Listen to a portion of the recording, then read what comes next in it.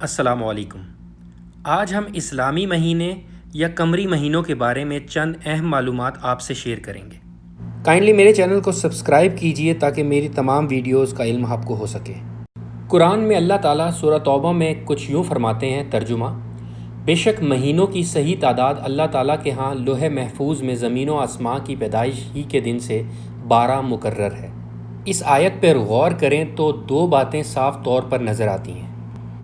Number 1 یہ کہ مہینوں کا شمار چاند ہی کے مہینوں سے کیا گیا ہے، اس لیے کہ دنیا کی تقریباً ہر زبان میں مہینہ کے لیے لفظ بولا جاتا ہے وہ اس زبان میں چاند کے لفظ سے ہی نکلا ہے، جیسے شہر، ماہ اور منتھ وغیرہ۔ دوسرا یہ کہ چاند ہی کے 12 مہینوں کو قانون الہی میں ایک مکمل سال قرار دیا گیا ہے۔ مارے فلکیات کا خیال ہے کہ زمین کے گرد چاند کا ایک چکر مہینہ اور زمین کا سورج کے گرد ایک چکر سال کہلاتا ہے۔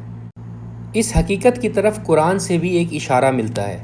اللہ تعالیٰ سورہ یونس میں کچھ یوں فرماتے ہیں، ترجمہ: اللہ وہ ہے جس نے سورج کو ضیاء اور چاند کو نور بنایا اور ان میں سے ہر ایک کے لیے منزلیں مقرر فرما دیں تاکہ تم سالوں تک کا حساب و شمار معلوم کر سکو۔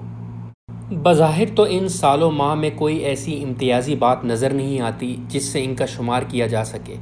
صرف ایک ہی بات دیکھنے میں آتی ہے کہ ہر 30 یا 29 دنوں کے بعد چاند بہت باریک دکھائی دیتا ہے، پھر اس کے بعد روز بروز بڑھتا رہتا ہے اور پورا چاند روشن ہو جاتا ہے، پھر اسی طرح روز بروز گھٹتا رہتا ہے یہاں تک کہ بالکل گم ہو جاتا ہے اور 2-3 راتوں کے بعد پھر باریک سا نمودار ہوتا ہے۔ ایک اور جگہ قرآن میں سورہ یاسین میں اللہ تعالیٰ کچھ یوں فرماتے ہیں، ترجمہ: اور ہم نے چاند کی منزلیں مقرر کر دی ہیں، وہ ان سے گزرتا ہوا پرانی ٹہنی کی طرح ہو جاتا ہے۔ بہرحال چاند کی اس طرح کی ایک گردش کو 1 ماہ اور 12 گردشوں کو 1 سال کہا جاتا ہے۔ ان 12 گردشوں کو 1 سال کہنے کی دراصل بڑی وجہ یہ ہے کہ جب چاند اسی طرح 12 مرتبہ عروج و زوال کرتا ہے تو یہ نظر آتا ہے کہ تقریباً وہی پچھلا موسم پھر آ گیا ہے، اس لیے اس 12 مرتبہ کی گردش کو 1 سال قرار دیا گیا ہے۔ اس حقیقت کی شناخت کے لیے نہ کسی فلکیاتی حساب کی ضرورت ہے اور نہ کسی عظیم سائنسی رصدگاہ کی۔ ایک روایت کے مطابق حضور صلی اللہ علیہ وآلہ وسلم نے ارشاد فرمایا، چاند دیکھ کر رمضان شروع کر لو اور چاند دیکھ کر رمضان ختم کر لو، اور اگر کبھی کوئی مغالطہ لگ جائے تو مہینے کے 30 دن پورے کر لو۔ مگر سالوں کا حساب اس سے مختلف تھا۔ ان کے شمار کے لیے لوگ کبھی کسی بڑے واقعے کو ابتدا قرار دے لیتے تھے، جیسا کہ اسلامی تاریخ کا آغاز اسلام کے بہت ہی اہم واقعے ہجرت سے شروع ہوا۔ آج کی دنیا میں قمری اور شمسی دونوں ہی قسم کے سال کا شمار موجود ہے۔ قمری سال حقیقی ہے، یعنی چاند کے 12 مرتبہ عروج و زوال کو 1 سال شمار کیا جاتا ہے۔ اس میں نہ موسم کا خیال رکھا جاتا ہے اور نہ کسی اور چیز کا۔ قمری سال کبھی سردیوں میں شروع ہوتا ہے اور کبھی گرمیوں میں، کبھی بہار میں شروع ہوتا ہے اور کبھی خزاں میں۔ چاند کے مہینے کبھی 29 دن کے ہوتے ہیں اور کبھی 30 دن کے۔ زمین کے گرد چاند کے 12 چکروں کی مجموعی مدت کم و بیش 348 دن ہوتی ہے۔ شاید یہی وجہ ہے کہ قرآن مجید میں لفظ یوم یعنی دن کل 348 مرتبہ ہی استعمال ہوا ہے۔ اسی لیے ہر قمری سال اتنی ہی مدت کا ہوتا ہے۔ اس میں کسی حسابی زحمت اٹھانے کی کوئی ضرورت نہیں، اس لیے کہ کسی ایک مقام پر بھی 13ویں بار چاند اس سے کم مدت میں نظر نہیں آ سکتا۔ یہ تو ممکن ہے کہ مطلع غبار آلود ہو یا بادل چھائے ہوئے ہوں اور چاند وقت پر نظر نہ آئے، مگر یہ کسی طرح نہیں ہو سکتا کہ اس سے کم مدت میں چاند نظر آ جائے۔ یہی قمری سال مسلمانوں کے ہجری کیلنڈر میں شمار ہوتا ہے۔ سوال یہ پیدا ہوتا ہے کہ مسلمانوں نے قمری سال ہی کو کیوں اختیار کیا؟ اس کی وجہ ظاہر ہے۔ قرآن میں سورہ یونس میں اللہ تعالیٰ نے ارشاد یوں فرمایا، ترجمہ: اللہ وہ ہے جس نے سورج کو ضیاء اور چاند کو نور بنایا، ان میں سے ہر ایک کے لیے منزلیں مقرر فرما دیں تاکہ تم ان سالوں کا حساب و شمار معلوم کر سکو۔ اسی طرح سورہ توبہ میں اللہ تعالیٰ نے ارشاد فرمایا، ترجمہ: بے شک مہینوں کی تعداد اللہ کے نزدیک لوح محفوظ میں 12 ہی مقرر ہے۔ ایک اور عجیب اتفاق یہ ہے کہ قرآن مجید میں لفظ شہر، جس کے معنی مہینے کے ہیں، 12 مرتبہ ہی استعمال ہوا ہے۔ اسی طرح سورہ بقرہ میں اللہ تعالیٰ یوں ارشاد فرماتے ہیں، ترجمہ: لوگ آپ سے چاند کے بارے میں دریافت کرتے ہیں، آپ فرما دیں کہ وہ لوگوں کے لیے حج اور دوسرے اوقات شناخت کرنے کا آلہ ہے۔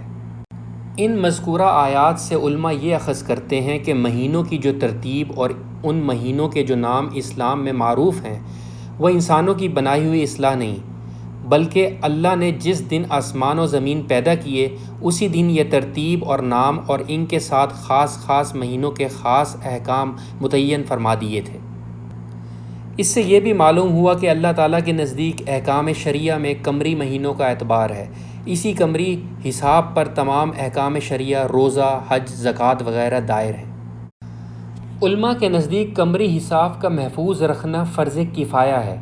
اگر ساری امت قمری حساب کو بھلا دے تو سب مسلمان گناہ گار ہوں گے، لیکن اس سے یہ لازم نہیں آتا کہ شمسی حساب ناجائز یا حرام ہے، بلکہ ہر شخص کو اختیار ہے کہ وہ اپنے کاروبار، تجارت وغیرہ میں چاہے قمری حساب استعمال کرے اور چاہے شمسی حساب استعمال کرے، مگر نماز، روزہ، حج، زکوٰۃ، عدت وغیرہ میں بہر صورت اس کو قمری حساب ہی شریعت کے مطابق رکھنا ہوگا، کیونکہ اس میں شبہ نہیں کہ سنت انبیاء علیہ السلام اور سنت محمد صلی اللہ علیہ وآلہ وسلم اور خلفائے راشدین میں قمری حساب ہی استعمال کیا گیا، اور اس کا استعمال بہرحال موجب برکت اور ثواب ہے۔ شمار کی حد تک قرآن حکیم نے سورج کو بھی آلہ اور ذریعہ تسلیم کیا ہے۔ اللہ تعالیٰ سورہ بنی اسرائیل میں کچھ یوں فرماتے ہیں، ترجمہ: اور بنایا ہم نے رات اور دن کو دو نشانیاں، پھر مٹا دیا ہم نے رات کی نشانی کو اور ظاہر کر دیا نشان دن کا، تاکہ تلاش کرو تم فضل اپنے رب کا اور تاکہ جانو برسوں کا حساب و شمار۔ اسی طرح سورہ رحمان میں اللہ نے ارشاد فرمایا، الشمس والقمر بحسبان، سورج اور چاند دونوں ہی ذریعہ حساب ہیں، جیسا کہ پانچوں نمازوں کے اوقات اور رمضان میں سحری اور افطار کے اوقات یہ سب سورج کے حساب پر ہی موقوف ہیں۔ ان دلائل سے یہ بھی معلوم ہوتا ہے کہ شرعاً حساب شمسی میں کوئی قباحت نہیں۔ اسلامی قمری مہینوں کے نام اور ان کی ترتیب کچھ اس طرح سے ہے: محرم الحرام، صفر، ربیع الاول، ربیع الآخر جس کو ربیع الثانی بھی کہا جاتا ہے، جمادی الاول، جمادی الآخر جس کو جمادی الثانی بھی کہا جاتا ہے، رجب، شعبان، رمضان، شوال، ذی-القعدہ اور ذی الحج۔ امید کرتا ہوں کہ یہ معلومات آپ کے لیے مفید ثابت ہوں گی، اور اللہ سے دعا کرتا ہوں کہ ان معلومات کو آپ تک پہنچانے میں اگر مجھ سے کوئی غلطی ہوئی تو اللہ مجھے معاف فرمائے۔